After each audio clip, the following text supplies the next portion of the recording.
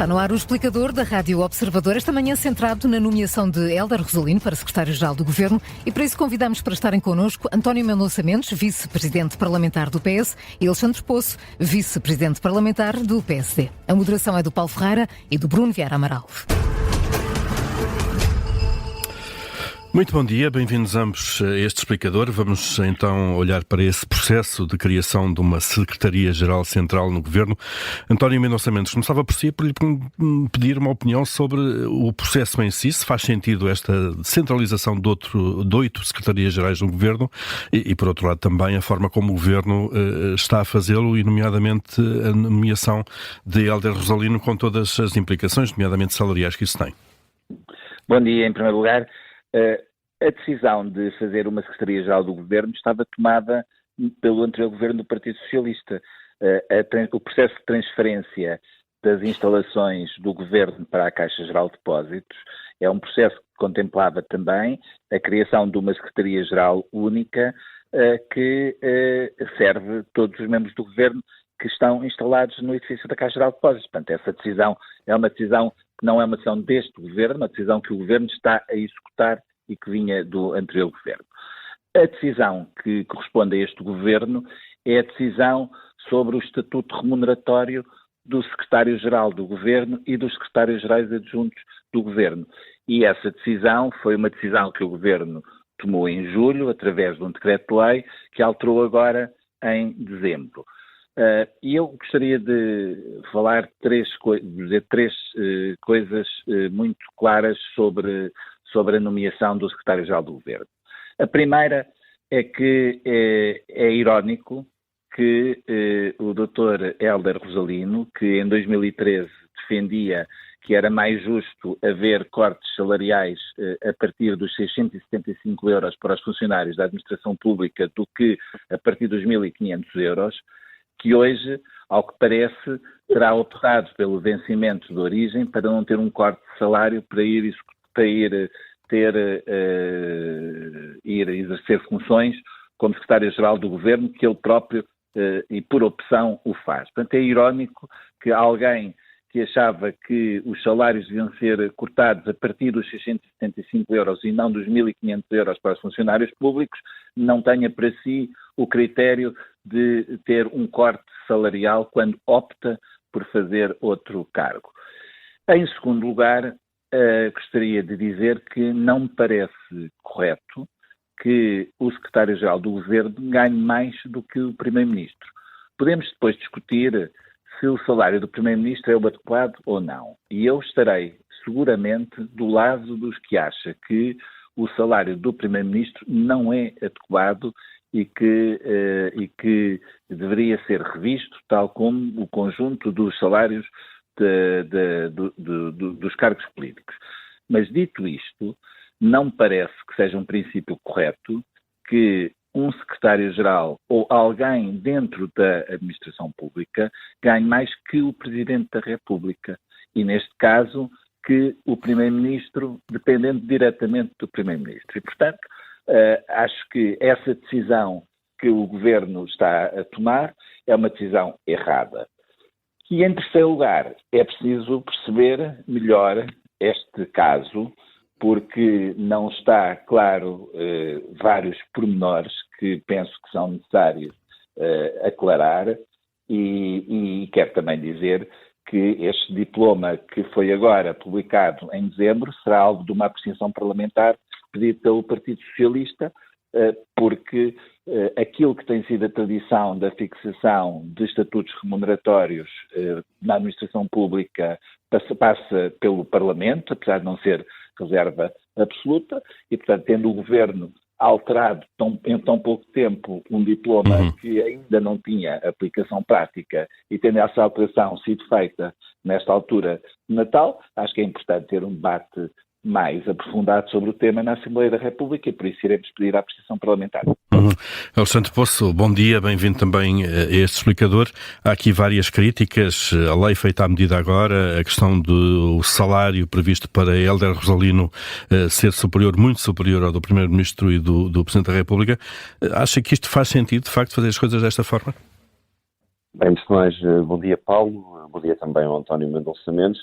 Eu gostaria aqui também de acrescentar algumas notas, mas não posso deixar de, em primeiro lugar, destacar que esta fusão de secretarias-gerais, de várias secretarias-gerais ministeriais e a criação de uma secretaria-geral no Governo permitirá uma poupança com a redução de cargos diretivos, cerca de 25% de cargos diretivos, uma poupança de 4 bilhões de euros e neste caso em concreto do secretário-geral, importa dizer que o seguinte, que é o salário é alto. Sim, é alto, e o António Mendonça Mendes já o abordou.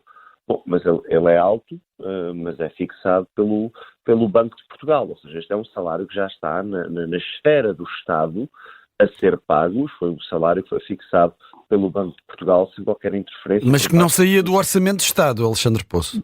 Bom, essa é uma interpretação possível, porque, como sabe, depois o Banco de Portugal entrega os seus dividendos ao Orçamento do Estado e, portanto, nesse sentido, qualquer despesa a mais ou a menos que o Banco de Portugal tenha, tem depois um impacto naqueles que serão os mais ou menos dividendos que também existe por parte da entrega desta entidade, que é uma entidade também nacional, o Banco de Portugal, ao Orçamento do Estado. E, portanto, importa aqui destacar este facto, que é este salário, um salário que já está a ser pago, que há uma tradição também a nível da gestão pública de as pessoas poderem manter o salário de origem quando vão exercer cargos públicos, e eu a esse título recordo, por exemplo, aquelas que foram declarações recentes de João Bilhin, antigo presidente da CRESAP, que penso que há uns dias já referiu que não tem nada de novo esta situação. Aquilo que é novo nesta situação parece ser aqui uma falta de cooperação por parte do Banco de Portugal relativamente a esta escolha. Porquê? Porque esta escolha, na prática, permitirá, ao fim e ao cabo, que se continue a pagar um salário que já hoje é pago e que, portanto, não implica continuar a pagar esta função, porque esta função continuaria a ser paga, tendo em conta que ela é um cargo que existiria, tendo em conta as funções que Hélder Rosalino tem e que só ele poderia ter no Banco de Portugal enquanto ex-administrador e que passa assim a ser secretário-geral. Portanto, não há aqui um acréscimo de despesa.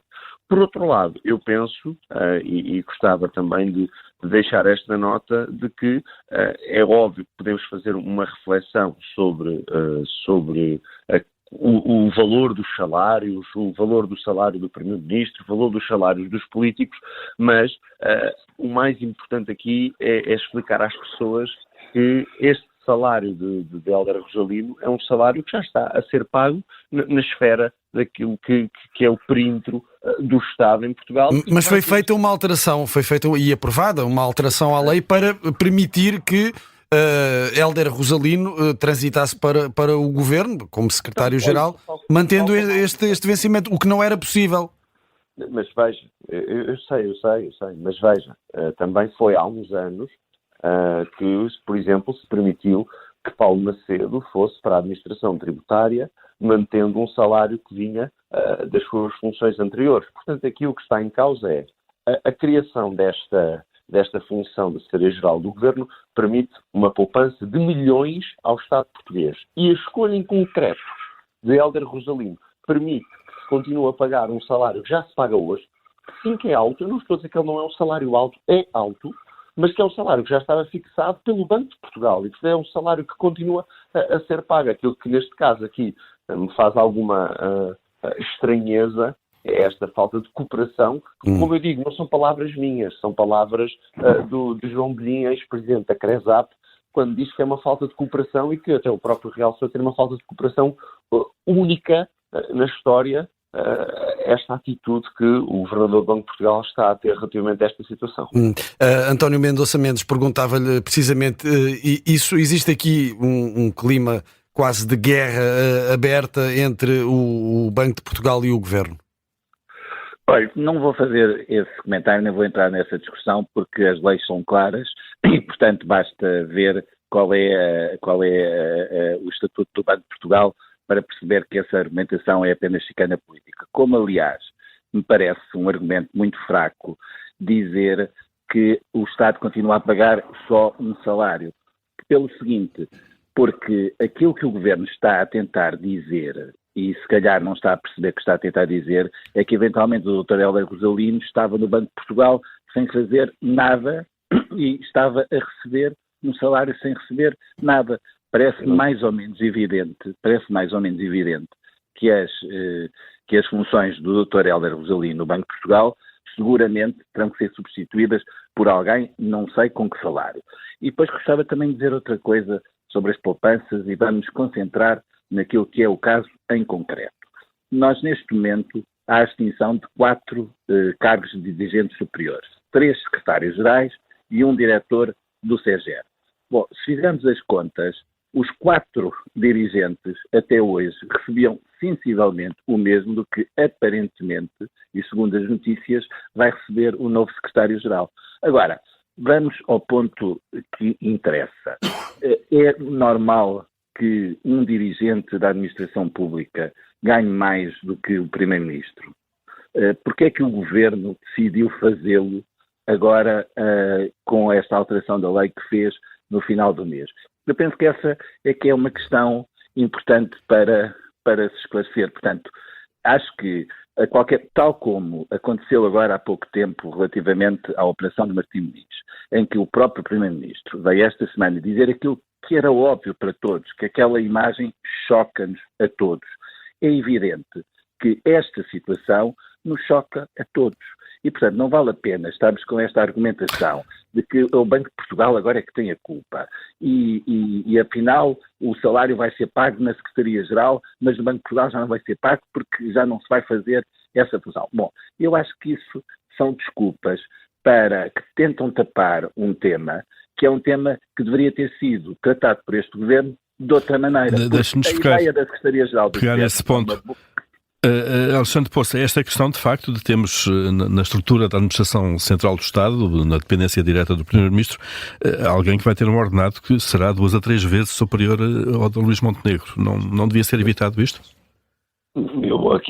Quando comecei a responder às vossas questões, e em resposta também ao António Mendonça Mendes, eu referi que o salário é alto, que ninguém está a dizer que o salário é alto, e que naturalmente com um salário superior ao do Primeiro-Ministro ou um salário superior ao do Presidente da República é algo que nos deve fazer refletir sobre aquela que é a dimensão dos salários destes cargos políticos. Agora, sabemos que não é caso único e sabemos também de que este salário, portanto, de uma pessoa que está a exercer funções, porque exerce funções no Banco de Portugal enquanto ex-administrador do banco, portanto, poderá ser uma função na área da consultoria e que é uma função que é única que ele tem pelas funções que já desempenhou no passado enquanto administrador do banco, é algo que já existia, portanto, é um valor. Ou seja, nós não estamos aqui a fixar um valor que é novo, é um valor que já existia. Agora, sim, eu concordo com a sua questão, Paulo, que é naturalmente que dentro do Estado, salários superiores ao do Presidente da República ou ao do Primeiro-Ministro devem merecer uma reflexão e eu também tendo a concordar que a bitola deveria ser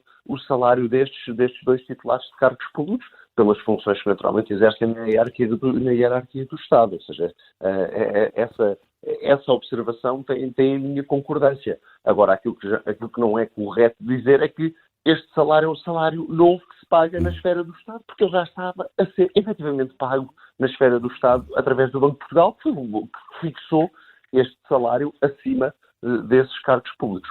Para terminar, queríamos ir ainda aqui à questão da saúde. Foram demitidas 3 administrações de unidades locais de saúde, Lesíria, Alto Alentejo e Leiria, conhecidas nos últimos dias, quando se sabe também que estão no terreno apenas 40% das medidas prioritárias do plano de emergência para a saúde. António Mendonça Mendes, o Governo está a tentar disfarçar os problemas na saúde com estas demissões das administrações das unidades locais de saúde?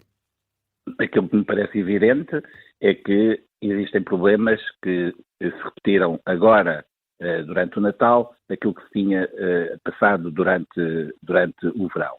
E este Governo tem normalmente acrescentado problemas a problemas que existem e, portanto, a admissão de administradores sem grande justificação, ou sem dada a justificação devida, seguramente que não contribui para a estabilidade do serviço de saúde. E já agora que estamos a falar e que acabámos de falar de remunerações de dirigentes da administração pública, vão ver quanto é que ganham os gestores hospitalares, que ganham muitíssimo menos do que ganha o secretário-geral do Governo, e que, eventualmente, isso sim devia ser um fator de preocupação, mas parece que o Governo, no Natal, teve a preocupação de criar um regime para aumentar o salário do secretário-geral, em concreto do secretário-geral do Governo.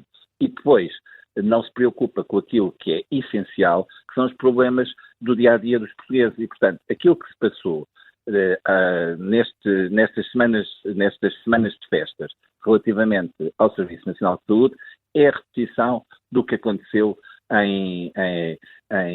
no verão. Há um claro incumprimento daquilo que foi o plano do próprio Governo, quando é o próprio Governo já a admitir que está em falta relativamente a isso. E, portanto, acho que é tempo do Governo se deixar de preocupar com aquilo que não interessa e começar a resolver os problemas das pessoas. Estas demissões, repare,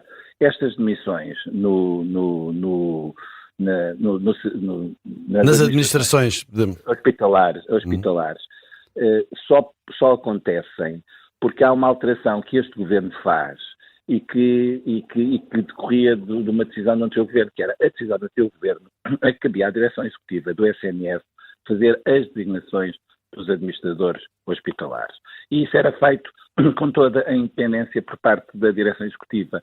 A partir do momento em que este Governo desmantela a direção executiva do Serviço Nacional de Saúde, quer partidarizar e colonizar partidariamente as administrações de saúde, está a prestar um péssimo serviço. E fazê-lo desta maneira, sinceramente, parece-me totalmente desadequado, e acho que há muitas explicações que têm que ser dadas relativamente a estas missões que já ocorreram e outras que eventualmente estarão a ocorrer e que ainda não Alexandre Poço, deixe-me então perguntar-lhe que critérios explicam estas demissões, quando, por exemplo, até o presidente da Associação Portuguesa de Administradores Hospitalares disse que não compreendia a demissão da liderança da Unidade Local de Saúde de Alzira, por exemplo.